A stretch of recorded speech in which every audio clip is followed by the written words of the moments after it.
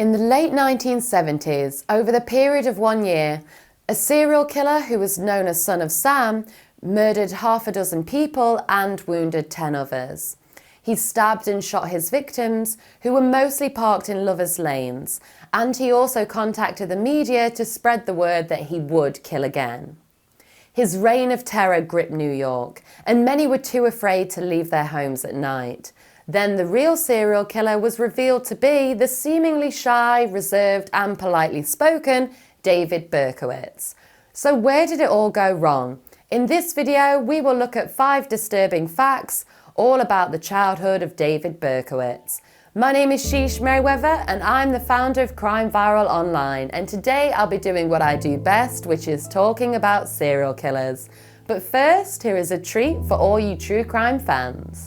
Magellan TV is a new type of documentary streaming membership founded by filmmakers.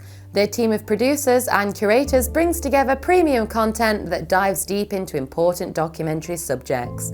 Magellan TV has some of the best collections available in true crime, history, science, nature and space. There are so many great choices, it's hard to stop watching once you start.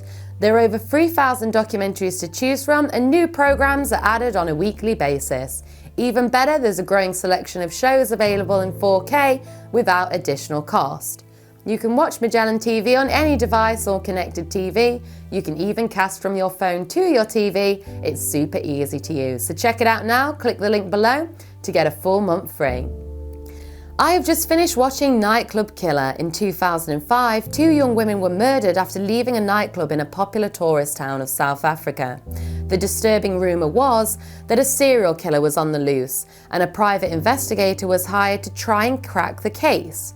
In this tragic and shocking documentary, there is also the heartbreaking moment when the mother of one of the victims last heard her daughter's voice as she called for help during the brutal, murderous attack. But what was the real truth? Now let's get you back to the serial killers. Number 5, difficult beginnings. Born Richard David Falco on June 1st, 1953 in Brooklyn, New York, Berkowitz was the illegitimate child of Betty Broder and Joseph Kleinman. Betty already had one daughter, Rosalind, from her previous marriage to Tony Falco.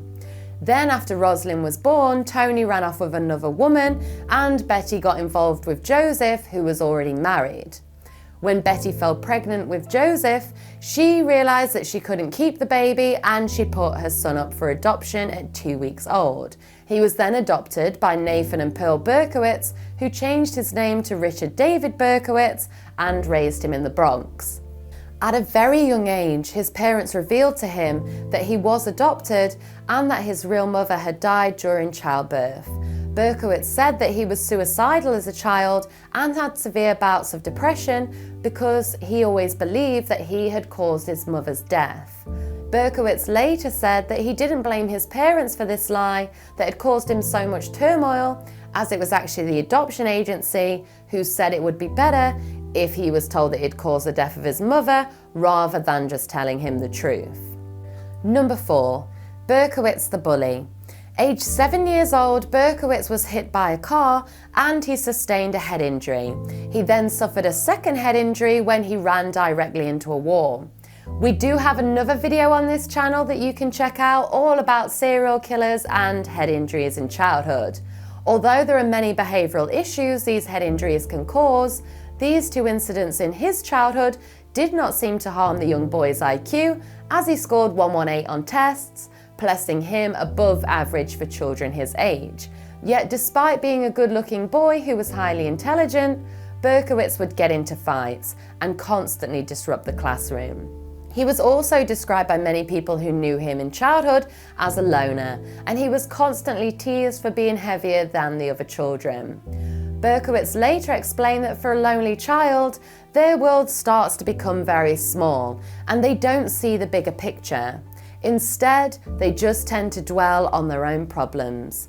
Later, Berkowitz told FBI agent Robert Ressler that he eventually turned to harming animals in order to take his rage out on the world.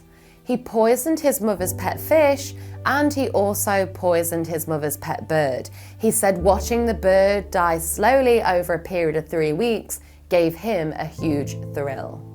Number 3. Obsession with fire setting. From the age of 12 years old, Berkowitz had an obsession with starting fires, and up until the time of the murders, he was the cause of at least 1,488 fires. He recorded every incident of arson in a personal journal. Berkowitz got a huge thrill from watching the firefighters run to the scene of the crime and battle with the flames. He also enjoyed watching the crowds gather to view his sinister work, and he fantasized about dead bodies being carried from the burning buildings. He also turned to other acts of vandalism to take out his rage, including smashing car windows. His obsession with journaling also followed him into adulthood. After the murders, Berkowitz kept a scrapbook of every newspaper article that reported his crimes, later confessing this was so he could keep his fantasies alive. Power, control, stimulation. These are the 3 things that a serial killer craves, and Berkowitz was already practicing these skills at such a young age. Number 2. Loss of his mother. Sadly, Pearl Berkowitz died from breast cancer when her son was just 14 years old. As a teenager, Berkowitz watched his mother's decline during her chemotherapy treatment, which was a traumatic experience for him. Now only Berkowitz and his adoptive father lived in the apartment together. His father had always worked away a lot as he could never bear the tension in the family home because of his son's behavioural problems that was such a torment for him. Following the death of his mother, Berkowitz became increasingly more introverted, and this caused even more of a void between father and son. When his father eventually remarried 4 years later and moved to Florida, Berkowitz decided he wanted to join the army. He joined the US Army in the summer of 1971. His hopes were that he would be posted to Vietnam, he would become a war hero, and he would receive many medals of honor. This would finally give him an identity that he could be proud of and that people would pay attention to. However, things did not go to plan. He was instead sent to Korea. He had his first sexual experience with a prostitute, he caught gonorrhea from this encounter, and he returned to New York following an honorable discharge in June 1974. Number 1. Female resentment. Around the time of Mother's Day in 1975, Berkowitz finally found his long-lost mother Betty and his half-sister Roslyn. They were still living in New York, and the entire lie that Berkowitz had killed his mother in childbirth was revealed to be just that, a lie. One psychiatrist later said this is what pushed Berkowitz over the edge. He was so full of rage because he had met his natural mother and she was a disappointment to him. Berkowitz had this huge emotional reunion in his mind, which again was not a reality. He visited her often, however, it was not like he had with Pearl, the doting mother and adoring son relationship that he craved so much. Later, Berkowitz told former FBI agent Robert Ressler that the real reason for killing all of these women was out of resentment for his own birth mother. He also felt inadequate around them. So if we look at all the female relationships in Berkowitz's life, first of all, he believed that he caused the death of his birth mother until later this was proven to be a lie. And he reunites with her later in life only to be disappointed. Then his adoptive mother, who he was very close to, died when he was 14. Females were never kind to him as a young boy. And he had his first female sexual experience with a prostitute, and he caught an STD. This is why, as he explains, he looked for women to shoot and kill. The boyfriends were not the intended victims in the shootings, just a tragic case of wrong place, wrong time. He also got a sexual thrill from the killings too. The power Berkowitz was deprived of in childhood, feeling belittled, bullied and abandoned all of his life, he now gained that power back from returning to the scenes of his crimes and from looking at the newspaper clippings of the tragedy and mayhem he had personally caused on the streets of New York. He loved this idea of becoming notorious. He would write sensational letters to the newspapers so that his crimes stayed on the front pages. All of this fed his incredibly fragile ego and wounded self-esteem.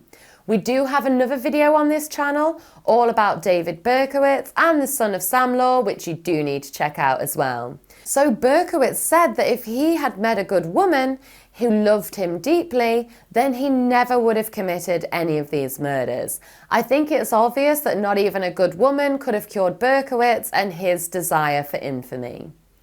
He went from insignificant nobody to a serial killer whose name is now known around the entire world. So, do you think Berkowitz's childhood contributed to his later murder spree? We would love to hear your opinions in the comments below. Also, don't forget to like this video and subscribe for even more serial killer content.